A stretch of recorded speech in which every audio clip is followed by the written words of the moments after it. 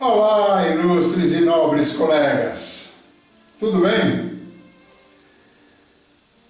Muitos colegas me falam que admira aquelas pessoas, aqueles advogados criminalistas que atuam no tribunal do júri, que atuam na área criminal, atuando mais especificamente neste segmento, mas que ele mesmo, aquela pessoa que está falando, ela não tem coragem para enfrentar um tribunal do júri porque tem medo de falar em público.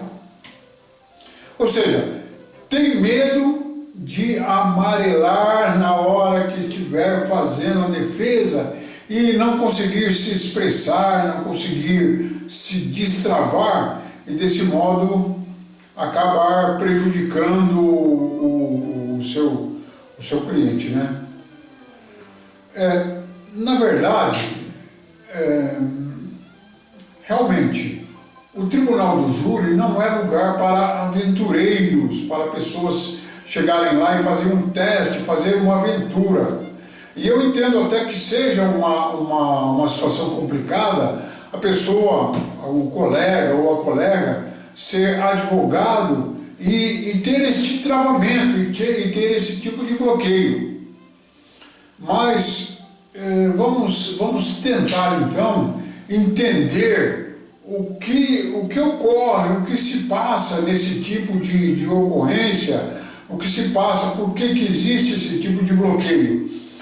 Verdade é que quando nos colocamos em uma situação de evidência, quando nos colocamos numa situação de palanque,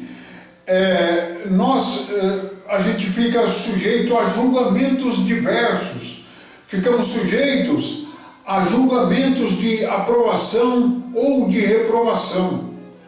E aquelas pessoas que estão nos assistindo, pela sua fisionomia, pelo jeito de se manifestar, pelo balançar da cabeça, aquela pessoa que está nos ouvindo ou nos assistindo, poderá dizer muito sobre o nosso discurso. Então isso traz uma defesa própria do nosso organismo que se retrai e pode acontecer esse bloqueio. É o medo das reações inesperadas de discordância. E o nosso cérebro, então, como um meio de autodefesa, se sente na frente de uma ameaça, numa situação de ameaça, e causa esse branco. Isso é mais conhecido como glossofobia, que é mais conhecido como o medo de falar em público. Mas calma, isso não ocorre só com o colega ou com uma colega. Isso aí acontece que muita gente, estudos mostram que essa fobia social afeta cerca de 32% das pessoas no mundo, 32% das pessoas. Mas eu posso te dizer uma coisa que não te disseram, e eu acredito que aqueles que atuam no tribunal do júri, os bambambãs, aqueles feras no tribunal do júri, as lendas do direito, talvez eles nunca vão te falar. Eles nunca vão dizer nada sobre isso. E eu vou te dizer agora, você não vai amarelar na hora que estiver fazendo a sustentação no tribunal do júri. Bom, você me entendeu? Eu vou repetir. Você não vai amarelar na hora que estiver fazendo a sua defesa perante o tribunal do júri. Doutor Francisco, como assim? Como isso? Vamos lá, eu te explico. Você quer fazer um bom júri? Você quer melhorar os seus júris para obter uma excelência e, por conseguinte, fazer uma grande valorização e alavanca da sua carreira, se você tomar essas 4 providências, você nunca vai amarelar na hora do seu discurso lá no tribunal do júri. Nunca vai acontecer qualquer bloqueio mental lá na hora que você estiver na trincheira do tribunal do júri.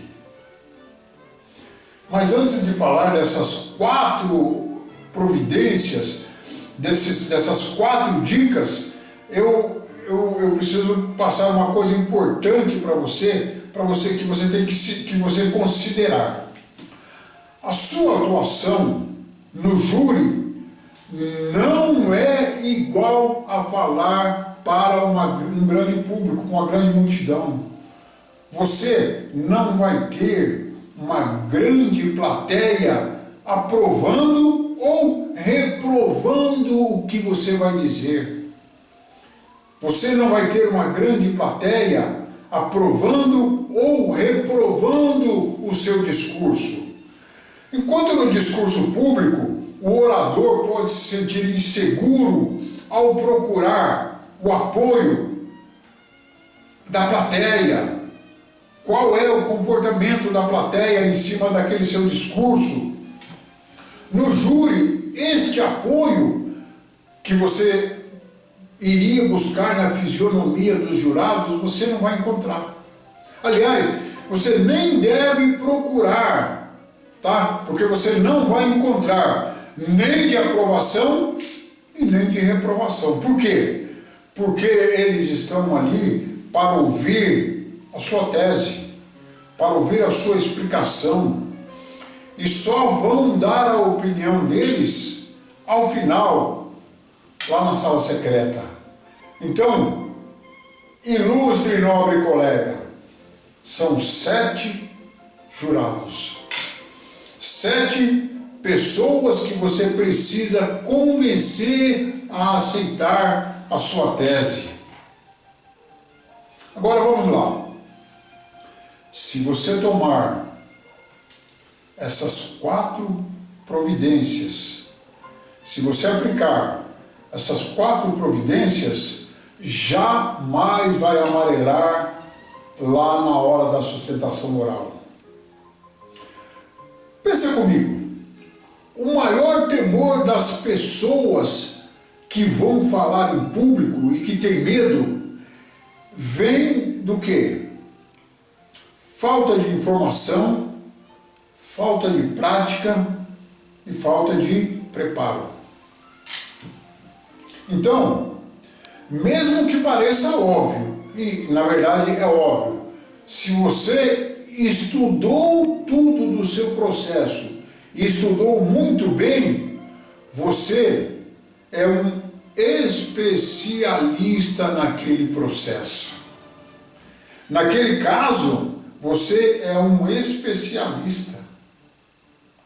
E naquela hora lá no júri, naquela hora lá na sustentação, você estará falando de uma matéria que você estudou de ponta a ponta e domina. Então não tem como você se esquecer. Primeira providência, estudar o processo bem. A segunda providência, também parece óbvio, é escrever o seu discurso, o roteiro do seu discurso, num papel. E ter esse papel nas mãos lá na hora da sua sustentação. Parece óbvio, né? Mas se você tem escrito os tópicos que deve seguir naquela hora, não tem branco que resista a você dar uma olhada naquilo que você anotou direitinho. Está ali no seu bendito papel. Você olha ali, o branco não tem como resistir a esse roteiro. E que roteiro seria esse? Como seria esse roteiro? É simples. Você vai pôr o item 1, saudação. Aí você vai colocar lá, saudação ao juiz, saudação ao promotor, saudação ao colega de tribuna, saudação aos advogados que estão ali assistindo, saudação aos funcionários da justiça, saudação ao corpo de segurança, está tudo escrito ali, saudação ao público, e por fim, saudação aos jurados. Então esse é o item 1, você tem ali anotado. Aí, depois que terminar, você tem o item 2. O que você programou para o item 2? Falar sobre o crime, sob o ponto de vista do réu. Então você vai falar a história do crime sob agora o ponto de vista do réu, porque no primeiro instante foi sob o ponto de vista do promotor. Agora na sua fala é sob o ponto de vista do réu. O terceiro item, está lá no seu papelzinho. Você terminou, aí você vai para o terceiro item. Você vai falar sobre o réu. Dependendo da sua tese, você vai falar da família dele, vai falar da formação dele, da idoneidade, família, trabalhador, enfim, você vai falar sobre o réu. Aí lá no seu roteiro, item 4, agora eu vou falar da minha tese, agora eu vou falar aquilo que eu estudei como defesa para o meu cliente. Aí vem o item 5, falou a sua tese, vem para outra tese, vem para outro item, está lá no seu papel. Cadê o branco? Não, está ali no papel. O item 6, você vai rebater o que o promotor falou. Agora, eu falei da minha tese, agora eu vou rebater aquilo que o promotor falou. Item 7, agora eu vou falar dos quesitos.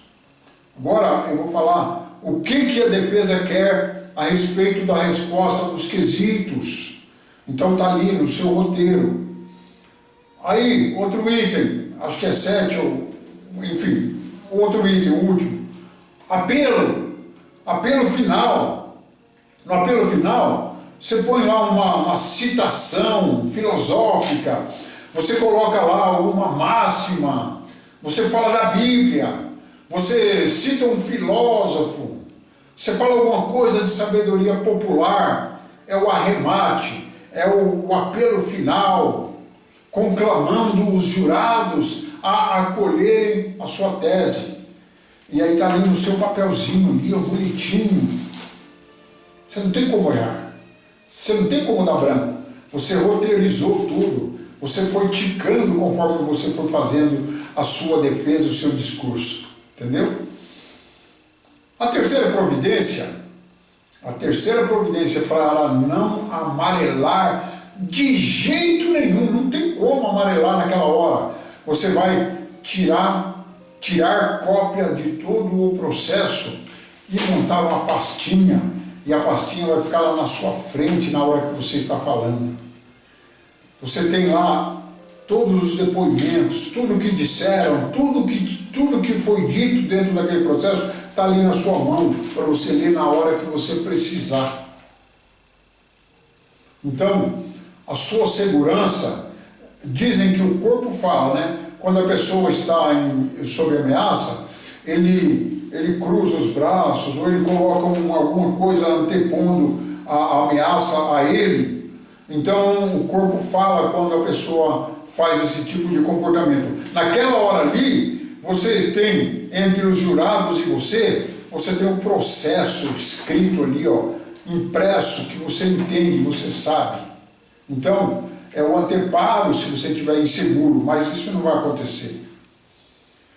Por fim, a última providência, essa providência você só vai precisar uma vez, que é a primeira vez, seu primeiro júri. Depois você não vai precisar mais, porque você vai ficar fera nisso. A quarta providência é: você nunca faça o seu primeiro júri sozinho. Nunca faça o seu primeiro júri sozinho. sem um colega experiente do seu lado, na tribuna da defesa. Nunca faça o seu primeiro júri sozinho. Coloque lá ao lado, chame, convide um colega experiente para estar te apoiando, para estar do seu lado te apoiando, e se necessário, poderá te socorrer. Ele fica lá de reserva. Inclusive, principalmente se a peleja, se a sustentação for necessário um embate mais rigoroso, um embate mais caloroso com o promotor de justiça, aquele colega experiente está lá do seu lado, e se precisar, ele levanta, ele dá uns burros na mesa, ele vai lá e segura toda a bronca. Então, nunca faça o seu primeiro júri sozinho, sempre com um colega do lado. Eu tenho trágicas lembranças de colegas que ousaram fazer o primeiro júri sozinho. Uma colega, inclusive, o juiz quase declara o réu indefeso. Enfim, vamos lá. 4 providências. 1. Estudo do processo. É óbvio, mas vai te dar a segurança de você ser o expert lá. Você é o expert, não tem o que temer. Pronto, tá? 2. Roteiro nas mãos. Roteirinho nas mãos. 3. Cópia de tudo nas mãos. 4. Colega experiente e valente do seu lado. Pelo menos no primeiro júri, lógico, né? Depois, você nada de braçada. Colegas, quando eu estava no começo da minha carreira, depois de uns 10 júris, 15, 20, sei lá, eu falei, não vou levar o processo lá roteirado na mão. O roteiro eu levei, mas o processo mesmo, copiado. Economia, preguiça, enfim, arrogância, já sei, eu sou o cara, não levei cópias do processo. Aí eu tive que usar o processo original lá. O que aconteceu? Havia diferença de páginas na numeração final. Antigamente tinha uma certa numeração na primeira fase, depois recebia uma segunda numeração na segunda fase, que seria a fase do júri. E como eu tinha estudado pela primeira fase, quando chegou na segunda fase tinha outra numeração, e eu citava depoimentos de uma página, e lá no processo era outra. Então aquilo me deu uma confusão na hora que eu precisava de procurar qual que era a folha que o réu falou, ou que era o determinado depoimento de determinada pessoa. Então isso me deu uma séria lição de não ter mais essa autoconfiança, esse tipo de segurança, que é uma besteira tremenda. Leva a cópia do processo e deixa na sua frente lá. Talvez você nem precise, porque você está com tudo na cabeça, mas mais leve. Por fim, se convença, se interiorize, coloque na sua mente que você não vai falar para uma grande multidão. Você não vai falar para pessoas que estão lá, repito, para provar ou para te reprovar. São apenas 7 pessoas retiradas do povo. Pessoas simples. Outra coisa, para o jurado, eles são leigos. Você não precisa ficar lá citando artigos, parágrafos. Você não precisa mostrar lá que você conhece o processo decorado, sem precisar de ir lá e ler. Eles não estão ali avaliando a sua capacidade de memorização. Eles não estão ali analisando os seus conhecimentos técnicos. Por exemplo, se você for falar sobre o que disse uma testemunha, não é vergonha nenhuma, é normal, inclusive, você simplesmente fala assim, olha, a testemunha falou a folhas tal coisa. Pega a sua cópia ou o processo e leia o que a testemunha falou. É normal. Vai lá e leia. Leia para a pessoa. Não precisa de falar decorado. Eles não estão ali para saber se você é o rei do decoreba. E se o processo for digital, pede para o funcionário rodar aquela parte que você quer que os jurados vejam no vídeo. Pronto, para reproduzir o trecho, os jurados ouvem, tudo isso feito de forma serena e tranquila e calma. Pois não se iluda, não é todo júri que tem que ter gritos, palavras exaltadas, debate caloroso. Isso fica para muitas questões controversas, advogados e promotores aguerridos. Se você está no começo da carreira, no começo da sua trajetória, pode ir tranquilo, pode ir sossegado, pode ir lá calmo e sereno. Eu vou até dar um exemplo. Tem um amigo meu, um advogado que eu admiro muito, ele é tribuno do júri, professor de direito, e advoga lá em Santo André, no estado de São Paulo. Ele usa de uma calma, ele usa de uma serenidade, ele usa de uma tranquilidade na hora que ele está fazendo o seu júri, e ele explora com grande maestria. Eu até invejo a maneira com que ele explora as provas. Ele explora as provas de uma maneira ímpar, como eu nunca tinha visto, e sem subir o tom de voz, como se fosse um padre na hora da homilia. Eu também, outro exemplo, eu também conheci uma promotora de justiça, de júris e mais júris e mais júris, e ela anotava um bilhetinho na hora da saudação. Ela tinha tudo anotado no bilhetinho, e ela lia no bilhetinho: Excelentíssimo senhor doutor juiz Marcelo Arruda Sampaio, essa promotoria lhe saúda. Excelentíssimo advogado doutor Francisco Carlos da Silva. Ela tinha ali anotado ali, no papelzinho, saudava todo mundo e não esquecia de ninguém. Alguns ela falava o nome lá, promotor, juiz, advogado. E aí na hora da sustentação dela, a mesma coisa, ela tinha um roteirinho. Ela falava uma coisa, aí ela ia lá, ostensivamente mesmo, não ficava disfarçando, não, riscava e ia para um outro item. Aí, no papelzinho dela, terminava de falar sobre determinada coisa, ela riscava. Então, uma pessoa experiente, uma pessoa vivida nos plenários do júri, e ela utilizava esse tipo de anotação com tranquilidade.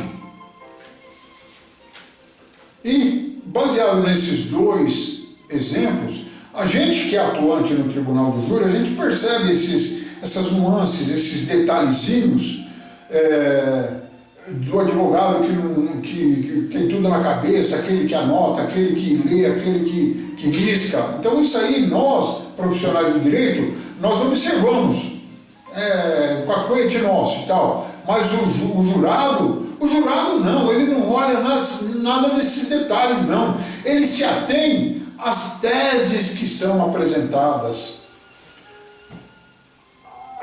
Ele só toma a decisão, não é porque teve bilhetinho, não teve anotação, não teve. Ele toma a decisão dele baseado naquilo que você conseguiu transmitir sobre a justificativa da sua tese. Portanto, colega, não tem como amarelar na hora da sua defesa se você seguir essas dicas. Não tem como amarelar. Esta é a dica, então, de um velho criminalista que já atuou em muitos e muitos júris. E gostaria que você também atuasse em muitos e muitos júris. Francisco Carlos da Silva, do canal Defesas Criminais. Até a próxima.